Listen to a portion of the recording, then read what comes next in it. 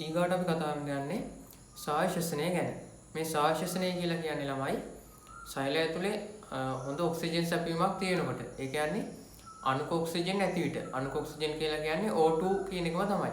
එතකොට සෛලය තුල අණුක ඔක්සිජන් තියෙනකොට ග්ලූකෝස් වගේ ශ්වසනපස්තර යොදාගෙන ATP සංශ්ලේෂණය කරන්නේ කොහොමද කියන ක්‍රියාවලියට තමයි කියන්නේ ස්වායශසනය කියලා. එතකොට මේ ස්වායශසනයේ ප්‍රධාන පියවර තුනක් තියෙනවා.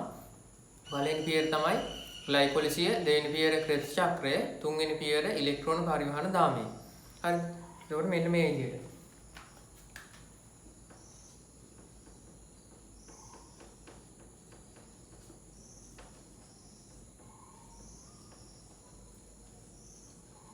ස්වායශසනයේ පළවෙනි පියවර තමයි ග්ලයිකොලිසිය,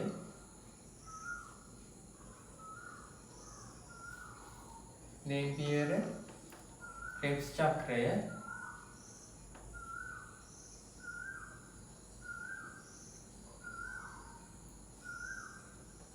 තුන්වෙනි පියවර ඉලෙක්ට්‍රෝන පරිවහන දාමය.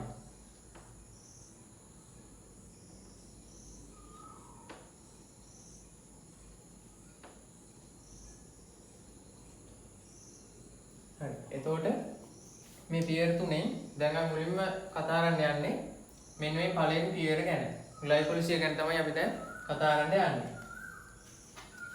හරි.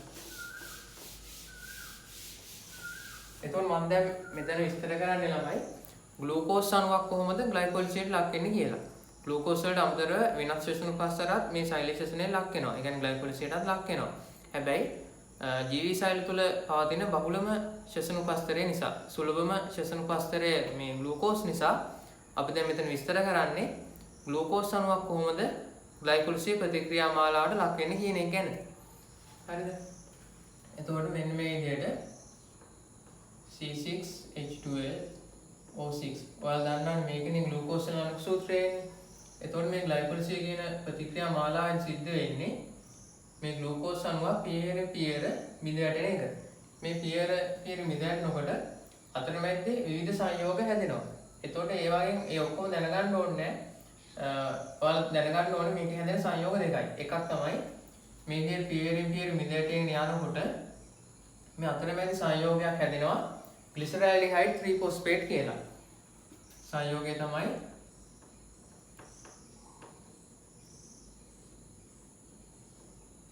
glyceraldehyde 3 phosphate.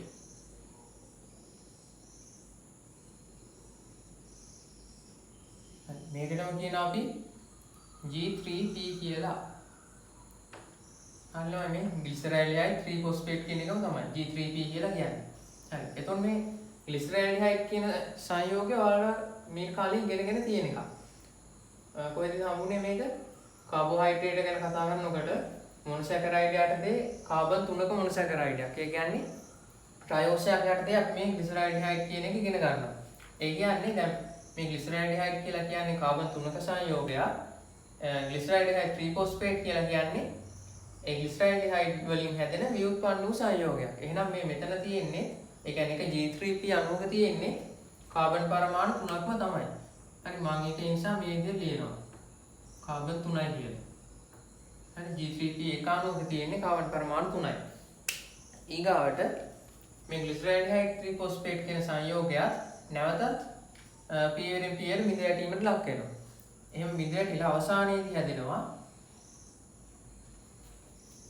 අවසානයේදී හැදෙන සංයෝගයට අපි කියනවා පයිරුවික් අම්ලය කියලා. අවසානයේදී හැදෙනවා පයිරුවික්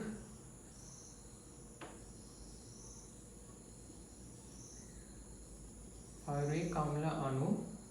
මේකෙදි හැදෙනවා පයිරුවික් අම්ල අණු දෙකක්. ඒ නිසා මේ විදිහට ලියනවා. හරිද? එතකොට මේකෙදි වෙන්නේ ග්ලූකෝස් අණුවක් පියවර මිද වැටිලා ඒ අතරමැද සංයෝගයක් විදිහට හැදෙනවා G3P. ඒ G3P නැවතත් පියවර මිද වැටිලා පියවර ගන්නවා කොස්සේ ගිහිල්ලා අවසානයේ හැදෙනවා පයිරුවික් අම්ල අණු දෙකක්. හරිද? ඊගාව දේ තමයි මේ ග්ලයිකොලිසිස් ප්‍රතික්‍රියා මාලාවේ තියෙන වැදගත්ම දෙයක් තියෙනවා ඔයාලා දැනගන්න ඕනේ. ඒ තමයි මේකෙදි කිසිම තැනකදී කාබන් ඩයොක්සයිඩ් පිට වෙන්නේ නැහැ. කිසිම තැනකදී කාබන් ඩයොක්සයිඩ් පිට වෙන්නේ නැහැ. හරි ඔයාලා දන්නවා කාබන් ඩයොක්සයිඩ් පිට වෙන ක්‍රියාවලියට අපි කියනවා කාබොක්සිල් හරණයක් කියලා නේද? කියන්නේ මේ ග්ලයිකොලිසිස් ප්‍රතික්‍රියා මාලාවේදී CO2 පිට නොවේ. හරිද? CO2 පිට වෙන ක්‍රියාවලියකට කියන අපි කාබොක්සිල් හරණයක් කියලා. එතකොට මේ ග්ලයිකොලිසිසේදී කාබොක්සිල්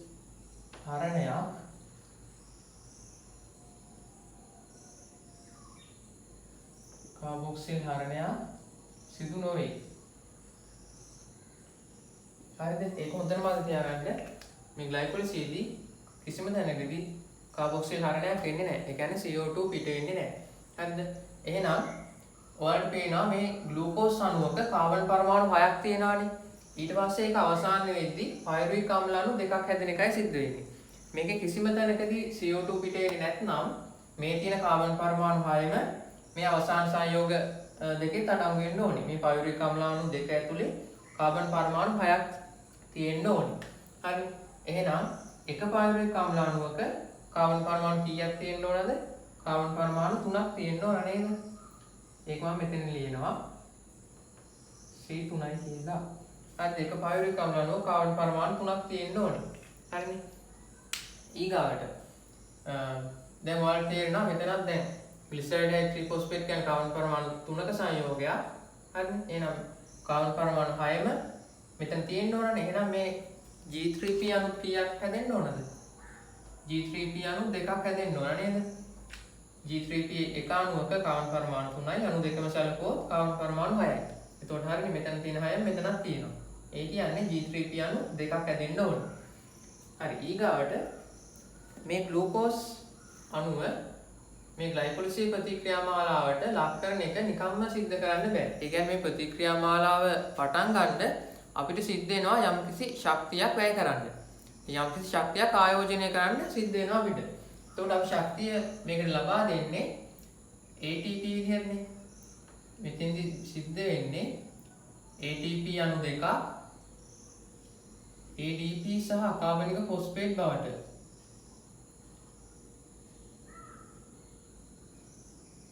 ADP සහ අකාබනික ෆොස්ෆේට් බවට ජල විච්ඡේදනය වෙනවා. ඒකේ නිදහස් කරන ශක්තිය යොදාගෙන තමයි මේ ග්ලයිකොලිසිස් ප්‍රතික්‍රියා මාලාව ආරම්භ වෙන්නේ. ඒ කියන්නේ ග්ලයිකොලිසිස් ආරම්භ කිරීම සඳහා අපිට ATP අණු දෙකක් වැය කරන්න සිද්ධ වෙනවා. හරිද? ඊගාවට දැන් මේ ග්ලයිකොලිසිස් ප්‍රතික්‍රියාව ශෛලයේ ප්‍රයෝජනවත් ක්‍රියාවලියක් වෙන්න නම් අපි වැය කරපු ශක්තියට වඩා වැඩිපුර ශක්තියක් අපිට ලැබෙන්න ඕනනේ. එහෙනම් මොකද වෙන්නේ මේ ප්‍රතික්‍රියාව අවසන් වෙන්න කලින් ATP අණු 4ක් හැදෙනවා මේ විදිහට. මෙතෙන්දි හැදෙනවා 4යි ATP. හරිද? එක මෙතන 4යි ATP හැදෙන නිසා මේ පැත්තේ කීයක් ඕන වෙනවද? 4යි ADP ධන 4යි අකාබනික ෆොස්ෆේට්. Inorganic phosphate. හරි? 4යි ATP හැදෙන නිසා 4යි ADP සහ අකාබනික ෆොස්ෆේට් 4ක් ඕන වෙනවා. හරිනේ? එතකොට අපි ආරම්භයේදී වැය කරන්නේ ATP අණු 2යි. හැබැයි අපිට ප්‍රතික්‍රියා අවසන් වෙද්දී ATP අණු 4ක් හම්බ වෙනවා. එහෙනම් අපිට ලැබෙන ATP ලාභය කීයද? ATP දෙකක ලාභයක් හම්බ වෙනවා නේද?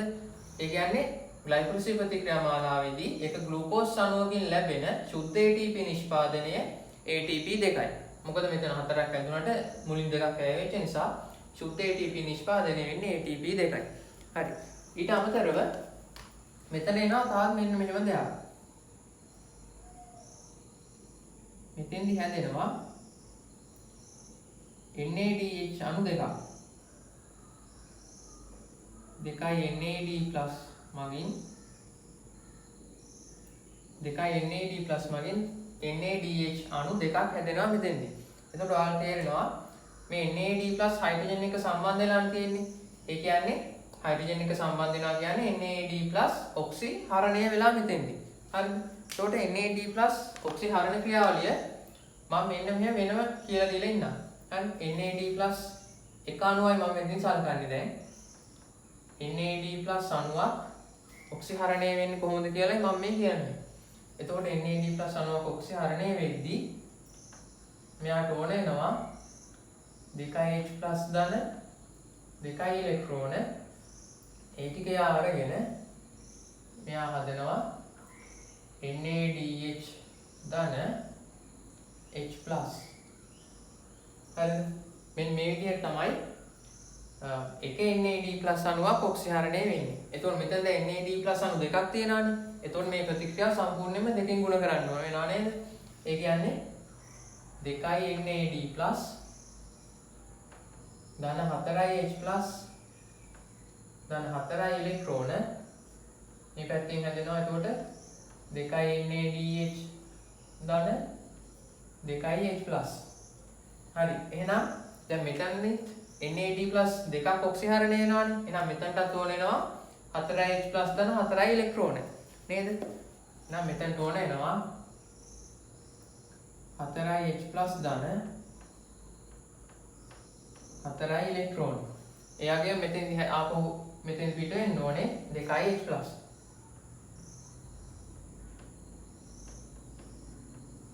හරි. එන්න මේ විදිහට තමයි එතකොට මේ NAD+ අණු දෙක ඔක්සිහරණය වෙන්නේ.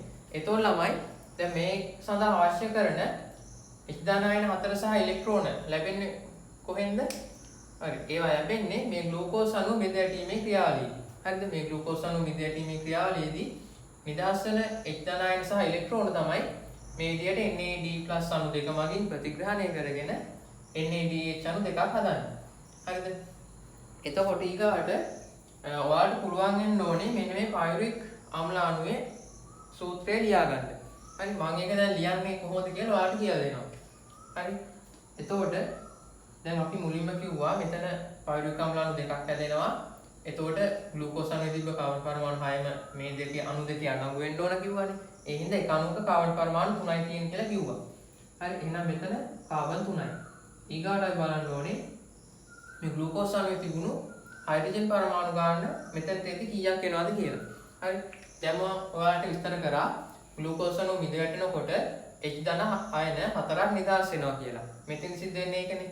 එහෙනම් මේ ග්ලූකෝස් වල තිබුණු හයිඩ්‍රජන් 12න් 4ක් ගියාට පස්සේ ඉතුරු වෙන්නේ හයිඩ්‍රජන් 8යිනේ. එහෙනම් ඒ හයිඩ්‍රජන් 8 පයරුවික් අම්ල අණු දෙකක් අතර බෙදෙන්න ඕනේ. එහෙනම් එක අණුවක තියෙන්නේ හයිඩ්‍රජන් 4යි. හරිනේ. ඒතකොට එක අණුවක 4යි පයරුවික් අම්ල අණු දෙකම සල්කුත් 8යි. ඒ 8යි මේ නිදහස් වෙච්ච 4යි ගත්තාම මේ 12 එනවා. හරිද? ඊගා බලන්න ඕනේ ඔක්සිජන් වලට මොකද උනේ කියලා. හරි. ඊගා වැදගත්ම දේ තමයි ළමයි මේ ග්ලයිකොලිසිස් ගැන කතා කරනකොට ඔයාලා දැනගන්න ඕනේ මේක ඔක්සිජන් මත රඳාපවතින්නේ නැහැ. ඒ කියන්නේ ඔක්සිජන් සෛලය තුල හොඳින් තිබුණත් මේ ග්ලයිකොලිසිස් ප්‍රතික්‍රියා මාලාව සිද්ධ වෙනවා. ඔක්සිජන් සෛලය තුල නොතිබුණත් මේ ග්ලයිකොලිසිස් ප්‍රතික්‍රියා මාලාව සිද්ධ වෙනවා. හරිද? ඒ කියන්නේ මේක සිද්ධ වෙන්න ඔක්සිජන් ඕනේ නැහැ. කොහෙන්වත් මේකට ඔක්සිජන් සම්බන්ධ වෙන්නේ නැහැ. හරිද? ඒ නිසා මෙතන ග්ලූකෝස් අණුවක ඔක්සිජන් පරමාණු 6ක් තිබුණානේ. ඒ ඔක්සිජන් පරමාණු 6ම මෙතෙන්ද මේ පයුරික් අම්ල අණු දෙකේ අඩංගු වෙන්න ඕනේ. එහෙනම් එක පයුරික් අම්ල අණුවක ඔක්සිජන් පරමාණු 3ක් තියෙන්න ඕනේ. හරිද? ඔව්. ඒක හරි. ඊගාවට මම තව පොඩි දෙයක් ඔයාලට මතක් කරන්නම් මෙතෙන්දී. මෙතෙන් දැන් ATP නිපදවනවානේ. අපි දන්නවා ATP නිපදවන ක්‍රියාවලියකට අපි කියනවා ෆොස්ෆොරයිලීකරණ ක්‍රියාවලියක් කියලා. එතකොට ෆොස්ෆොරයිලීකරණය ගැන කතා කරනකොට අපි මේකේ ආකාර තුනක් ඉගෙන ගත්තා. මොනවාද ආකාර තුන? ප්‍රභා ෆොස්ෆොරයිලීකරණය, ඔක්සිකාරක ෆොස්ෆොරයිලීකරණය සහ උපස්තර ෆොස්ෆොරයිලීකරණය විදිහට. එතකොට මෙතෙන්දී මේ ATP නිපදවන්නේ ඔය කියන මොන ෆොස්ෆොරයිලීකරණ ක්‍රියාවලිය යොදාගෙනද? හරි. එතකොට මෙතෙන්දී වෙන්නේ ළමයි මේ ග්ලූකෝස් කියන උපස්තරය මිද ඇටිගෙන යනකොට ඒකෙන් නිදහස් කරන ශක්තිය යොදාගෙන මේ ATP හදන්නේ. එහෙනම් ඒ වගේ උපස්තරය මිද ඇටීමේදී සංකීර්ණ උපස්තරයක් සරල අණුබවට මිද ඇටෙනකොට නිදහස් කරන ශක්තිය යොදාගෙන නම් ATP හදන්නේ. ඒකනේ අපි කිව්ව උපස්තර ෆොස්ෆොරයිලීකරණයක් කියලා. එහෙනම් මේ ATP හදන්නේ මොනවාගෙන්ද? උපස්තර ෆොස්ෆොරයිලීකරණය මගින්.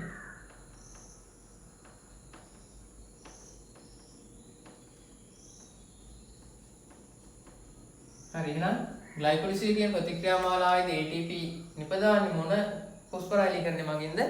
උපස්තර ෆොස්ෆොරයිලීකරණය මගින්. හරිනේ. ඊගාවට මේ ග්ලයිකෝලිසිය කියන ප්‍රතික්‍රියා මාලාව සෛලයක් ඇතුලේ සිද්ධ වෙන්නේ කොතනද? හරි මේ ග්ලයිකෝලිසිය ප්‍රතික්‍රියා මාලාව සිද්ධ වෙන්නේ සෛලයේ සයිටෝසෝලය තුල. හරිද මේක සමහර වෙලාවට සෛලෝප්ලාස්මය කියලා ලියනවා සමහර ළමයි. එතකොට ඒක වැරදි ඇත්තටම. සෛලෝප්ලාස්මය නෙමෙයි මේක හරියටම කියන්න ඕනේ ග්ලයිකෝලිසිය කියන ප්‍රතික්‍රියා මාලාව සිද්ධ වෙන්නේ සෛලයේ සයිටෝසෝලය තුල. හේතුව තමයි මම සෛලෝප්ලාස්මය කියන කොටසට සෛලෝප්ලාස්මය කියන එකට කොටස් තුනක් අයිති වෙනවා කියලා ඔයාලට කියනවා. මොනවා කොටස් තුන? එකක් තමයි ඉන්ද්‍රිකා, අනිත් එක සෛල සැකිල්ල,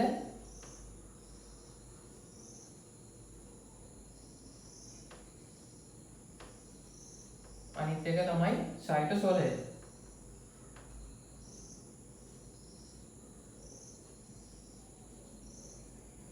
ඉන්ද්‍රිකා, සෛල සැකිල්ල සහ සයිටෝසෝලය කියන මෙන්න මේ කොටස් තුනම එකතුවට තමයි අපි කියන්නේ සෛලෝප්ලාස්මයක් කියලා.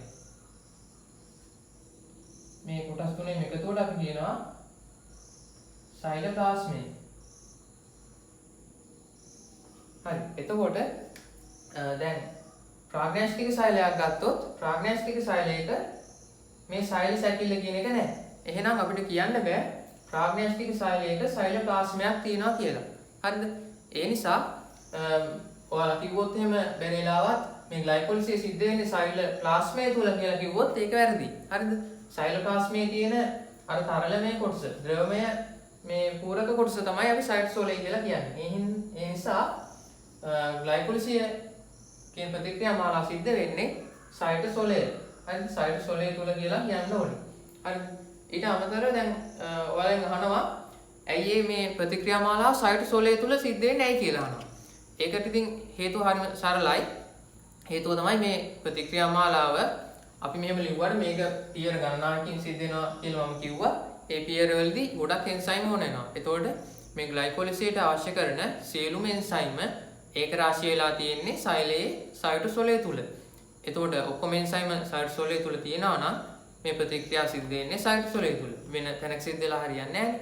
ඒ නිසා ඒ වගේ සරල හේතුවක් තියෙන්නේ. හැබැයි ඒකත් ඔයාලා මතක තියාගන්න ඕනේ ඒ පොඩි කාරණා වුණත් ඒවා ප්‍රශ්න වලට අහලා දෙනවා. හරිද? එහෙනම් දැන් මට කියන්න මේ ග්ලයිකෝලිසියගේ ප්‍රතික්‍රියා මාලාවේදී හැදෙන අන්තඵල ටික මොනවද කියලා. එක ග්ලූකෝස් අණුවක් සැලකුවාම මේකෙන් හැදෙන අන්තඵල.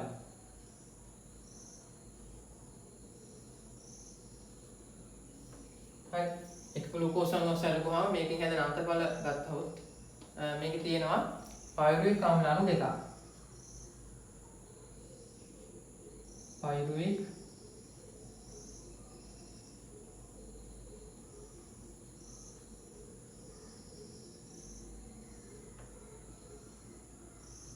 පයරුවික් ආම්ල අණු දෙකයි. ඊගාට තව හැදෙනවා 4 ATP හැදුනට දෙකක් වැය වෙච්ච නිසා අපි මෙතන සුද්ධ ATP නිෂ්පාදනය. එතකොට 2 ATP ඊට අමතරව 2 NADH හැදෙනවා නේද?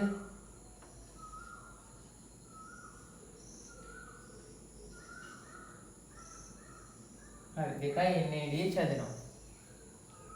හරි එතකොට